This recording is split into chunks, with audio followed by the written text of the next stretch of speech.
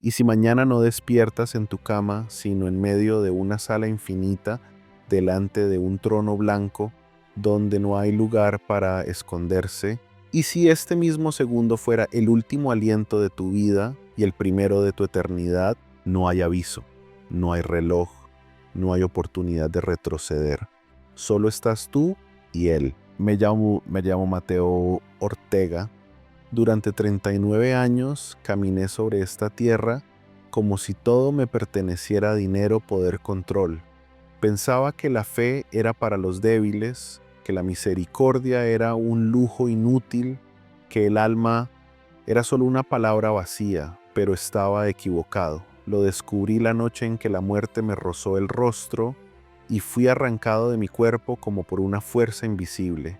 No sentí dolor, solo un silencio abrumador. Luego una luz brillante, imposible de mirar, pero que no cegaba, sino que atravesaba mi ser, como si pudiera ver todo lo que era lo que hice, lo que no quise ver. Y entonces la escuché, la voz más dulce que jamás haya resonado en el universo, una voz que no acusaba, no gritaba, pero que tampoco podía ignorarse. Estás ante mí, hijo. Tu vida ha sido un libro abierto desde el primer día. Hoy vamos a leerlo juntos. Me quedé inmóvil, no había defensa posible. Todo estaba ahí, mis mentiras, mi soberbia, mis silencios, mis omisiones, mis decisiones. Por eso hoy, antes de continuar, quiero hacerte una sola pregunta. ¿Estás listo para ser leído por la verdad?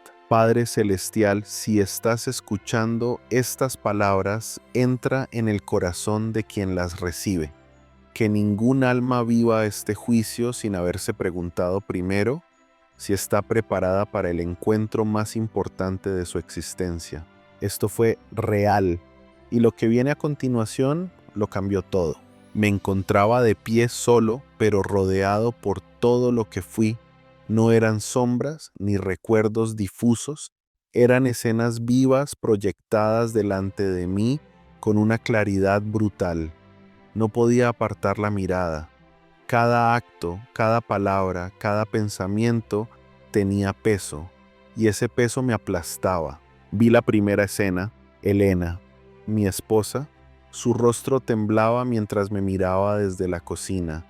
Yo al otro lado de la mesa levantaba la voz, la insultaba, la despreciaba por algo trivial, un detalle doméstico que ya ni recuerdo. Ella apenas podía contener las lágrimas y yo no me detuve. Ni una vez me pregunté qué sentía, ni una sola vez pensé que estaba rompiendo su espíritu con mis palabras. La escena cambió. Ahora estábamos en la habitación. La discusión escalaba, mi mano cerrada como puño golpeó la puerta, luego la pared, y aunque jamás la toqué físicamente, la herida que dejé en su alma fue más profunda que cualquier golpe. Lo sabía. Lo supe entonces y lo volví a sentir ahora desde fuera de mi cuerpo, viéndolo todo.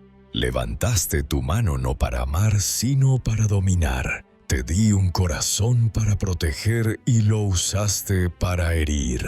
Caí de rodillas, sentí un temblor en el alma como si todo mi interior gritara al mismo tiempo. ¿Por qué fui así?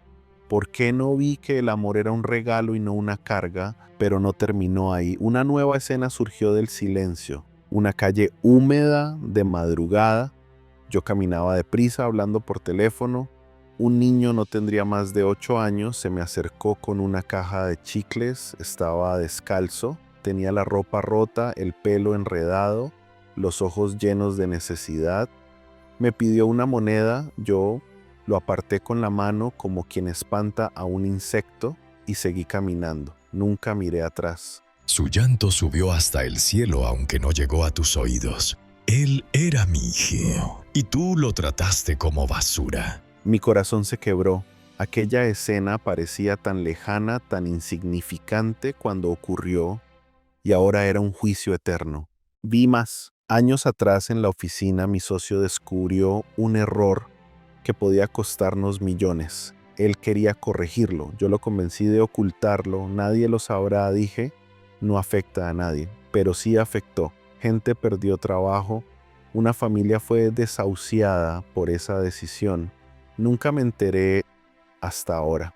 Usaste la plata para comprar poder y la verdad para construir una mentira. La justicia no se vende, hijo. La justicia, esa palabra que usaba a diario como abogado, la palabra que decoraba mis discursos, mis trajes caros, mis conferencias en universidades. Pero allí frente a la verdad misma era evidente que nunca fue mi norte, solo una máscara para el ego. Comencé a temblar, no por miedo al castigo, sino por la vergüenza, esa vergüenza sagrada que no busca esconderse, sino que clama perdón. Lágrimas que no son del cuerpo, sino del alma. Y entonces comprendí algo no estaba siendo condenado, estaba siendo desnudado, no por odio, sino por amor. Un amor tan puro que no permite mentiras, un amor que quiere sanar, pero solo si yo tengo el valor de mirar. No escondas tu rostro. Yo ya conozco tu historia. Cada herida, cada caída, cada grito silenciado. Hoy no vengo a destruirte. Vengo a mostrarte quién eres y quién podrías haber sido. Caí al suelo, no por castigo, sino por el peso de la verdad, y en ese instante sentí el inicio de algo nuevo. Aún quedaba mucho por ver, pero ya no era el mismo, no podía serlo, porque una vez que te ves con los ojos del cielo, nunca vuelves a ser ciego. La siguiente escena apareció sin previo aviso, el entorno se desvaneció como humo, y al abrir los ojos me encontré en un lugar que conocía demasiado bien, nuestra antigua casa. Todo era exactamente como lo recordaba, pero al mismo tiempo cada objeto parecía brillar con una intensidad distinta, como si los muebles, las paredes, el mantel, tuvieran memoria, como si guardaran el eco de una verdad que yo había querido ignorar. El salón estaba en silencio, bañado por la luz suave de una vela que titilaba sobre la mesa. Allí estaba Elena, sentada sola frente a 2 platos servidos. Uno de ellos, el mío, ya se enfriaba intacto.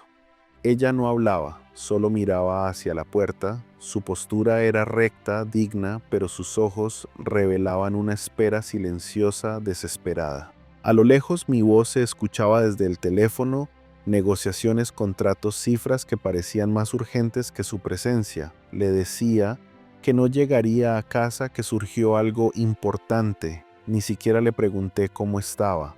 Corté la llamada sin darle tiempo a responder. La escena se repitió una y otra vez con leves variaciones. Fechas distintas, pretextos distintos, pero el mismo abandono, la misma soledad. Y cada vez que colgaba el teléfono, un pedazo de ella se apagaba. Yo estaba físicamente vivo en su vida, pero emocionalmente ausente, muerto, frío, invisible por elección. Vi una noche en la que Elena entraba al baño en silencio, se sentó en el suelo de la ducha, vestida con el agua cayendo sobre su cabeza, lloraba sin sonido, con las manos cubriéndose el rostro, como quien no quiere que ni Dios la vea llorar.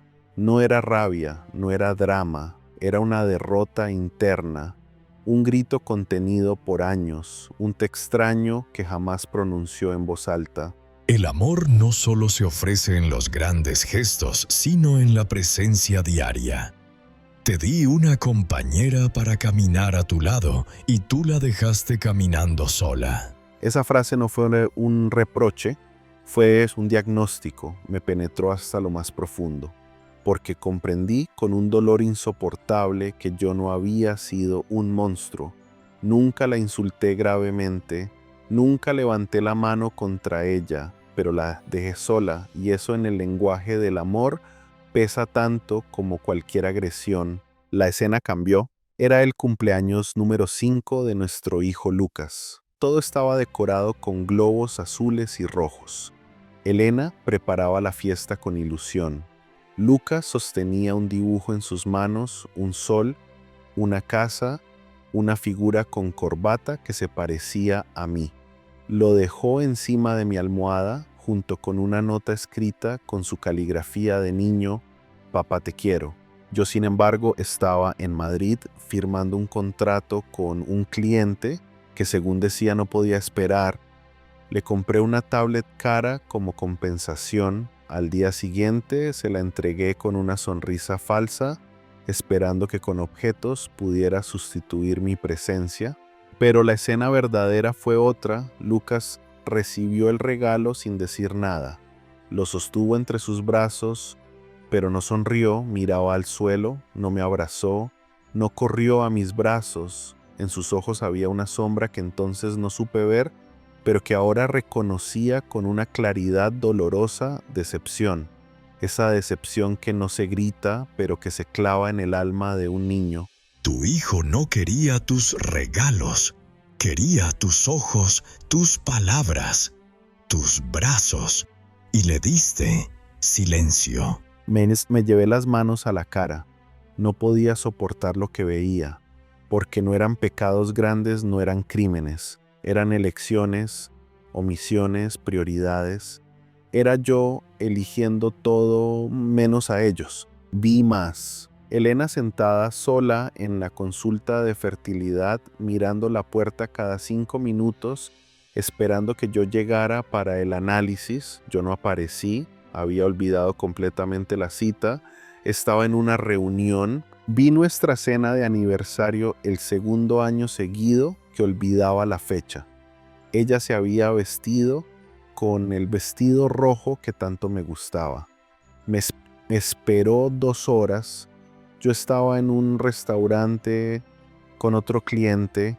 Escuché sus sueños, sus miedos, sus confesiones, todo lo que alguna vez trató de contarme y que yo respondí con monosílabos o con un «ya hablaremos después». Vi sus manos cerrándose poco a poco como una flor que se marchita sin luz. Y entonces la última escena, yo parado frente al espejo de nuestro cuarto, ajustándome la corbata, admirando mi imagen, un hombre exitoso, pulcro, elegante, aplaudido. Pero detrás de mí, Elena cerraba una maleta, no lloraba, no gritaba, se movía en silencio, con una dignidad tan intensa que dolía más que cualquier reclamo. Rechazaste el regalo más sagrado que te di, un corazón dispuesto a amarte a pesar de todo. Tú no perdiste a Elena.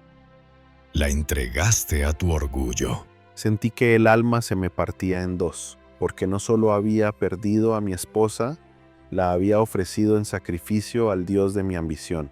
Lloré, pero no de culpa, lloré de verdad, de vergüenza, de impotencia, de amor tardío. Quería retroceder a abrazarla, decirle que lo veía todo, que al fin lo entendía, pero ya no podía.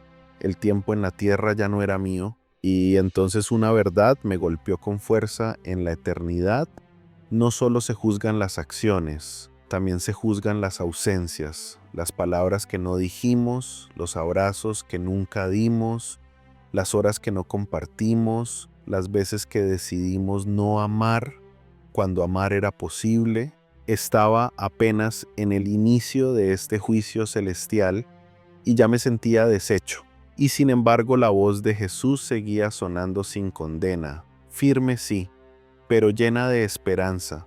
No era un juez queriendo aplastar, era un padre esperando que su hijo por fin comprendiera. Aún puedes volver, si tu corazón decide regresar. Y en lo más profundo de mí nació un deseo incontrolable de pedir perdón, de abrazar, de comenzar de nuevo. Solo quedaba una pregunta: ¿quedaba tiempo para amar como no lo hice antes? Las imágenes no cesaban. Cada una de ellas golpeaba con más fuerza que la anterior. Sentía que me deshacía lentamente, pero no como quien se destruye, sino como quien por fin empieza a desprenderse de todo lo falso que construyó para ocultarse de sí mismo. El juicio no se detenía. Era constante, inapelable, pero no cruel. Era justo, era preciso, como si cada rincón de mi alma, cada fibra, cada rincón olvidado estuviera siendo no solo revisado, sino restaurado por una luz que no permitía sombras. Y entonces apareció el lado más incómodo de todos, aquel que no hablaba de mis emociones, de mis heridas o de mi niñez. Era el rostro más feo porque era el más consciente, era mi hipocresía, elegida, repetida, refinada. Me vi a mí mismo en una de esas conferencias que solía dar frente a jóvenes abogados. Vestía traje de diseñador, corbata a rayas, sonrisa medida, voz firme, hablaba de valores, de la importancia de la ética, del deber moral del profesional del derecho. El público me aplaudía, me grababan, me citaban en redes sociales, pero entonces la escena se congeló y apareció otra superpuesta. Yo sentado en una sala privada con un juez, le entregaba un sobre con dinero disfrazado de donación, le sugería, puntos sin decirlo directamente, suavizar una sentencia para un cliente importante. A cambio, mi bufete recibiría un contrato exclusivo con una multinacional que lavaba dinero. Todo parecía limpio por fuera, todo olía a podrido por dentro. Hablar de luz mientras caminas en sombras es vivir en mentira. Te vestiste de verdad, pero era solo un disfraz.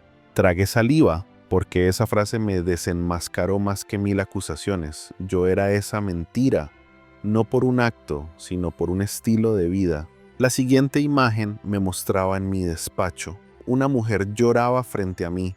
Había sido víctima de su esposo. Le habían arrebatado todo casa custodia dignidad. Me pidió ayuda, me suplicó que la defendiera. Yo escuché con atención, pero ya había tomado una decisión. Su caso no era rentable, no ganaría prestigio, ni prensa, ni dinero.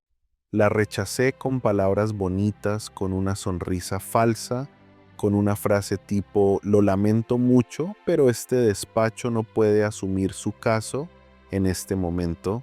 Al día siguiente recibí a un empresario acusado de corrupción. Él sí podía pagar, él sí merecía mi tiempo, él sí me interesaba.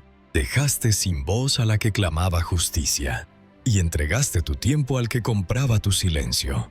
Me llevé las manos al pecho, no sentía dolor físico, pero era peor. Sentía un ardor sordo, profundo, como si mi alma se quemara lentamente desde adentro. Yo, que me consideraba un profesional de principios, no era más que un mercader de discursos, un manipulador elegante, un artesano del ego. Y entonces, la escena más devastadora: una joven, 17 años, acusada de robar en una tienda. El expediente pasó por mi escritorio. Era evidente que el caso tenía irregularidades. ¿Sabes? No había pruebas sólidas. El dueño de la tienda tenía antecedentes de acusaciones falsas. Yo podía intervenir. Bastaba una carta, una llamada, un gesto. Pero ella era pobre, huérfana. No tenía quien la defendiera. Nadie se enteraría si me quedaba callado. Y me quedé callado. Semanas después, la joven se suicidó. Mi alma se quebró. Me arrodillé frente a esa escena como quien se rinde ante una verdad que no se puede cambiar. No solo se te juzga por lo que hiciste, sino por lo que elegiste no hacer cuando podías. Ese fue el golpe más duro, porque toda mi vida creí que ser bueno era no hacer daño, pero ahora entendía que el bien ignorado también se juzga, que la neutralidad frente a la injusticia también es una forma de violencia. El silencio también mata. La última escena fue grotescamente familiar. Una gala benéfica, flash de cámaras. Yo sonreía mientras entregaba un cheque gigante. Hablaba con voz impostada sobre mi compromiso con la sociedad, la responsabilidad empresarial, la transformación desde la justicia social. El público aplaudía. Las redes explotaban. Salía en el periódico, pero Jesús no mostró eso. Me mostró la factura, me mostró la reunión con mi contable, donde calculamos cuánto podíamos donar sin perder beneficios. Me mostró cómo ese acto de caridad no era más que una jugada fiscal para lavar mi imagen y reducir impuestos. No todo lo que brilla es oro ante mis ojos. Yo no miro la forma, miro el corazón. Sentí el alma rendirse. Me vi en miles de momentos donde elegí la apariencia antes que la verdad, donde hice el bien solo si había testigos, donde rechacé lo difícil y abracé lo cómodo. ¿Cuántas veces me mentí a mí mismo? ¿Cuántas veces me creí hombre de principios mientras pisaba los principios por conveniencia? ¿Cuántas veces elegí el aplauso de los hombres por encima del silencio limpio de la conciencia? No tenía respuestas, solo lágrimas. Y entonces comprendí algo más hondo, algo que me perforó con misericordia en medio de tanta oscuridad revelada. Cuando pensé que todo en mi vida había sido un desperdicio, algo inesperado sucedió. Una escena distinta apareció, silenciosa, sin juicios, sin reproches. Era una mañana cualquiera. Me veía caminando por la calle con prisa como siempre. Llevaba el maletín en una mano y el móvil en la otra. Entonces vi a una mujer mayor tropezar y caer justo frente a mí. Nadie se detenía. Algunos la esquivaban, otros la miraban y seguían de largo. Yo, por algún motivo que ni recuerdo, me detuve. Le ofrecí la mano, la ayudé a levantarse, la acompañé hasta un banco, le compré una botella de agua en el kiosco, me quedé con ella hasta que se sintió mejor. Nunca pensé que ese gesto tuviera algún valor. Para mí fue solo un momento accidental. Pero allí en esa revisión celestial, esa escena brillaba como una llama pequeña pero viva en medio de mi oscuridad. Cuando nadie más se detuvo, tú lo hiciste, no para ganar nada, sino porque en tu interior aún había luz. Me costó creerlo. Yo tenía algo de luz. A pesar de todo, la siguiente escena confirmó lo mismo. Estaba en un paso de peatones. Un joven corría con prisa, tropezó y cayó al suelo esparciendo libros y papeles. Todos lo miraron, algunos se rieron. Yo me acerqué, lo ayudé a recoger sus cosas, le pregunté si estaba bien. Me dio las gracias con una sonrisa nerviosa. Años después supe que ese chico era Sergio y que esa sonrisa fue la primera después de semanas de querer quitarse la vida. No sabías lo que tu gesto significaba, pero yo sí, yo lo vi todo. Entonces entendí que la bondad no siempre necesita testigos, que los actos que hacemos sin intención de reconocimiento son los que más pesan en el cielo, y que incluso un alma perdida puede reflejar la imagen de Dios por instantes. Me mostraron otra escena. Esta vez no era pública, era íntima. Estaba en mi despacho muy tarde. Una secretaria joven había cometido un error grave en un contrato. Yo podría haberla despedido y nadie me habría juzgado. Pero decidí cubrirla, corregirlo y hablar con ella en privado. No por compasión, sino porque recordé que alguna vez yo también fui nuevo y torpe. Ella me agradeció con ojos llenos de alivio. Años después se convirtió en una abogada brillante, defensora de mujeres víctimas de violencia. Yo jamás lo supe. Hasta ahora, no todas las semillas brotan ante tus ojos, pero ninguna queda oculta ante los míos. Una oleada de calor invadió mi pecho. Por primera vez en todo el juicio sentí esperanza, no por lo que hice, sino por lo que aún podía hacer si tuviera otra oportunidad. Jesús no me estaba mostrando estas escenas para equilibrar una balanza, no era una contabilidad, era un recordatorio que incluso en mi oscuridad hubo chispas, y que esas chispas no eran mías, sino de Él, que nunca dejó de sembrar en mi alma esperando que yo respondiera. Tus actos de amor fueron mi susurro en tu corazón. Cuando escuchaste y echaste brillaste y entonces entendí la verdad más poderosa de todas, que no se trata de ser perfecto, Se trata de escuchar esa voz interior que nos llama a ser mejores y actuar, aunque nadie mire, aunque no se note, aunque lo olvidemos después, porque en el cielo todo cuenta, incluso lo que el mundo desprecia, incluso lo que uno mismo cree que no vale. Allí, frente a ese trono eterno por primera vez en mi existencia, sentí que quizás yo no estaba perdido del todo, y esa idea me quebró de amor. Después de mostrarme los momentos de luz en mi vida, pensaba que el juicio había llegado a su fin, que ya no quedaba nada más por revelar. Pero me equivoqué. Lo que vino después fue aún más doloroso, porque no se trataba de mis errores ni de mis aciertos, se trataba de todas las veces en que fui llamado y no respondí. Vi una escena que olvidé por completo. Estaba sentado en un banco del parque una tarde tranquila de otoño.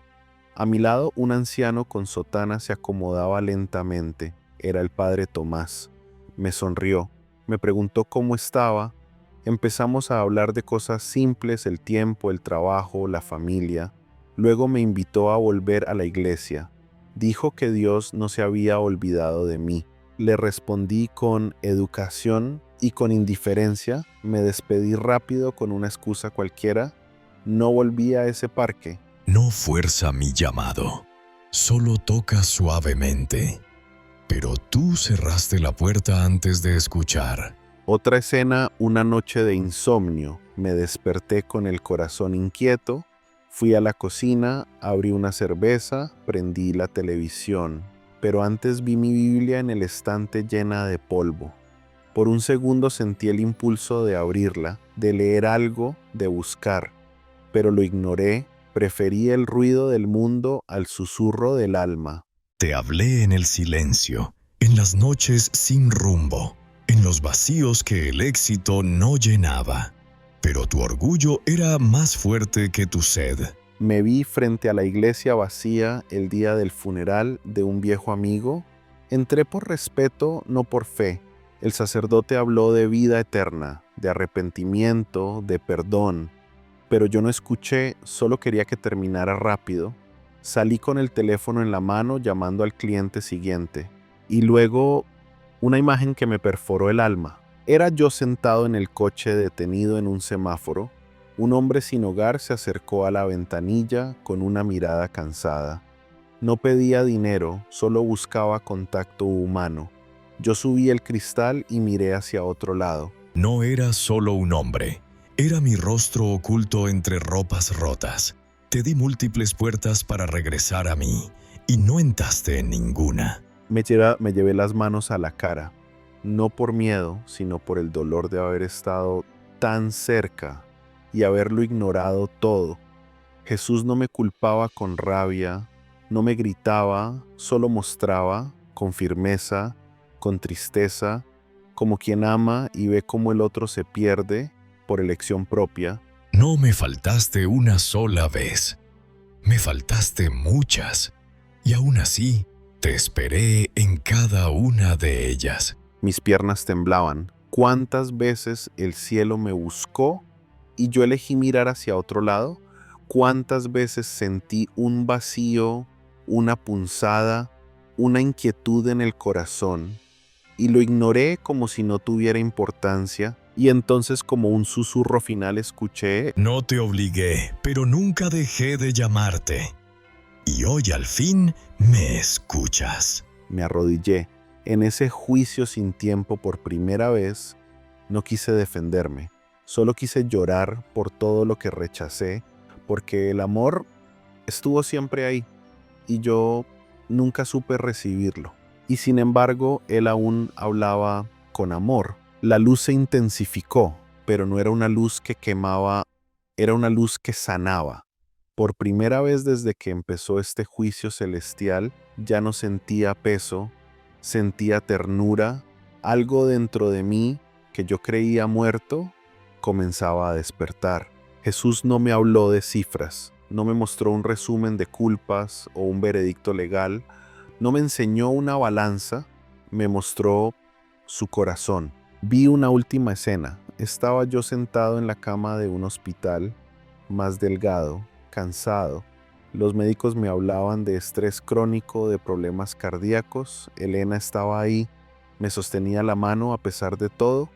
Yo con los ojos cerrados solo murmuraba, no quiero morir, aún no. Jesús me mostró esa oración, no como súplica de miedo, sino como el primer rastro sincero de vulnerabilidad en años, y ahí justo ahí Él sonrió. Esa fue la primera vez que me hablaste sin escudo, y yo estuve ahí, aunque no me vieras, aunque no me llamaras. Yo escuché. Las lágrimas rodaban por mis mejillas, no por temor, sino por algo más profundo. Me sentía conocido, no como abogado, no como esposo, no como pecador, me sentía conocido como hijo. Entonces Jesús se acercó, no con autoridad, sino con ternura, como un padre que se agacha para mirar a los ojos del niño que falló pero que aún es amado. Yo no vine a destruirte, sino a mostrarte quién puedes llegar a ser. Mírate, hijo. Mira tu alma sin máscaras. Aún hay vida en ti. Aún puedes volver. Y en ese instante vi algo más hermoso que cualquier visión anterior. Vi mi alma tal como Él la veía, rota, herida, pero capaz de amar, capaz de sanar, capaz de volver. Me mostró el rostro de Elena y su perdón, me mostró el rostro de Lucas y su abrazo, me mostró el rostro de aquel niño pobre al que rechacé y su sonrisa en el cielo. Me mostró lo que podría haber sido si hubiera escuchado antes. Pero entonces vino la sorpresa más grande. No era demasiado tarde. Yo soy la resurrección y la vida. Quien cree en mí, aunque muera, vivirá. Y el que vive y cree en mí, no morirá para siempre. ¿Lo crees? No respondí con palabras, solo lloré. Lo creí con toda mi alma. En ese momento ya no necesitaba pruebas, argumentos ni lógica. Necesitaba a Él y lo tenía delante. Y entonces sucedió. Jesús me extendió la mano. Bienvenido a casa, hijo mío. El amor nunca dejó de buscarte. Lo tomé. Y en ese contacto todo lo oscuro desapareció. Sentí una paz que no se parece a nada en este mundo. Ni éxito, ni placer, ni gloria humana se le compara. Era hogar, era perdón, era eternidad. No sé si viví esta experiencia en segundos, minutos o siglos. Solo sé que en ese instante mi alma fue abrazada por el amor más grande del universo y supe con una certeza que no se puede explicar que estaba en casa. Si has llegado hasta aquí, no ha sido por casualidad. Mi historia no es solo mía, es la historia de muchos, de aquellos que se pierden en el ruido del mundo, que corren tras el éxito, mientras su alma se apaga en silencio, de los que aman, pero no lo expresan, de los que son llamados, pero no escuchan. Pero también es la historia de esperanza, porque si incluso un alma como la mía, rota, fría, equivocada, pudo ser alcanzada por la misericordia, tú también puedes. Nunca es tarde para volver. Mientras haya vida, hay puerta abierta. Hoy te pregunto con el corazón en la mano, ¿vas a esperar a morir para escuchar la verdad?